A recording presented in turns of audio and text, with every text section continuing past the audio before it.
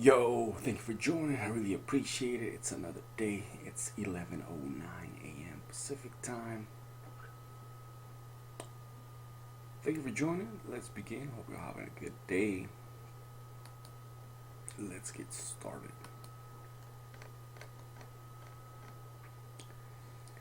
Why the oil crisis could become a full-blown catastrophe within a month.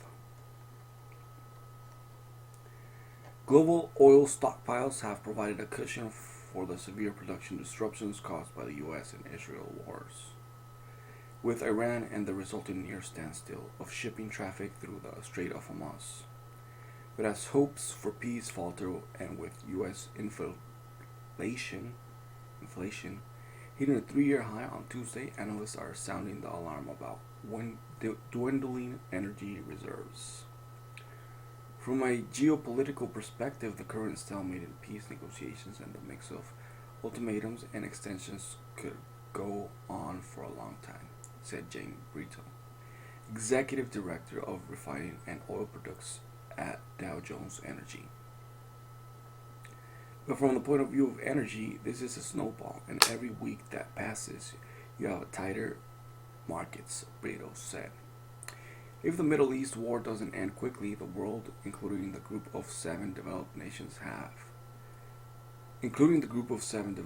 that have relied on their ample oil reserves, will start facing scarcity, warned IPEC Uzkardasaka, an analyst at Swissquote. An analyst at JP Morgan recently said that developed countries' commercial crude stocks could be close to operational stress levels by early June. On paper, global crude inventories are ample and they include both commercial stockpiles held by companies and strategic stockpiles held by governments.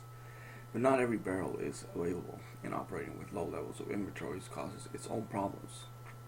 Estimates on exactly how much is stockpiled vary because both companies and governments are playing it close to the vest. They are not keen on letting the world know exactly how much crude they have stockpiled. Analysts at Morgan Stanley recently pegged global commercial and SPR crude inventories at 5.75 billion barrels, while Societe Generale sees it at about 7.8 billion barrels, and JP Morgan has it at around 8.2 billion barrels, and all three used a mix of official and private data to arrive at their estimates. For context, there were about 9 billion barrels sitting in inventories back in 2020. The draws have been unevenly distributed by geography and by type of product, and the biggest declines are in the least visible areas of the market, said Antoine Hoff, a fellow at Columbia University's Center on Global Energy Policy and co-founder of Kairos, a geospatial analytics company. Asia is the main outlet for crude oil from the Middle East Gulf, and that's predictably enough where the downward pressure on crude inventories has been most severe, he said. Crude stocks in the Asia Pacific region, excluding China, have fallen by about 12% since February 28th, the start of the war, to their lowest levels in at least 10 years, he noted. Providing some relief in March, the International Energy Agency coordinated the release of 400 million barrels from the strategic reserves of its member countries, with the U.S. Strategic Petroleum Reserve set to provide nearly half of the backup supplies. Demand curves, including flights cuts from global airlines and restrictions mostly in Asian countries, have also helped manage the disruptions in crude production. According to JP Morgan, global oil demand fell by an average of 2.8 million barrels a day in March and was tracking a larger decline of 4.3 million barrels a day in April and an even steeper decline of about 5.5 million barrels a day in May.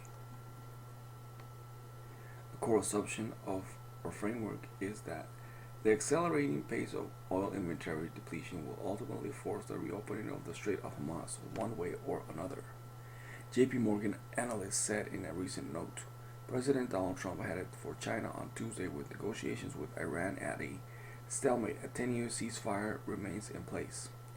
Oil futures traded about $100 a barrel, and the uptick in U.S. inflation numbers, which jumped to nearly 3-year high of 3.8% in April because of higher prices, spooked the stock market. Analysts at Morgan Stanley on Monday said that the oil markets are in a race against time, as a combination of factors that have been in place to curb crude price jolts will fry if the Strait of Hormuz stays closed through June. And once the conflict ends and tanker transit through the Strait of Hormuz resumes, it will still take weeks for flow to resume, and markets likely will still price in risk of potential additional disruptions. Saudi Arabia's state-controlled oil giant Saudi Aramco cautioned Monday that if the Strait of Hormuz closed for weeks further, the market rebalance likely will extend into 2027 and oil supply challenges will continue. Aramco echoed what U.S. energy giants ExxonMobil and Chevron said earlier this month. Both companies' profit fell in the latest quarter, and their executives highlighted dislocations that the conflict is causing. Again, thank you for joining. I really appreciate it. Smash that like button, subscribe to the channel, comment down below, let me know what you think. Follow me on Instagram, the Studio 11. Follow me on X, Studio 2020. I like to say Twitter. Follow me on Twitter. Thank you for joining, and I'll see you on the next one.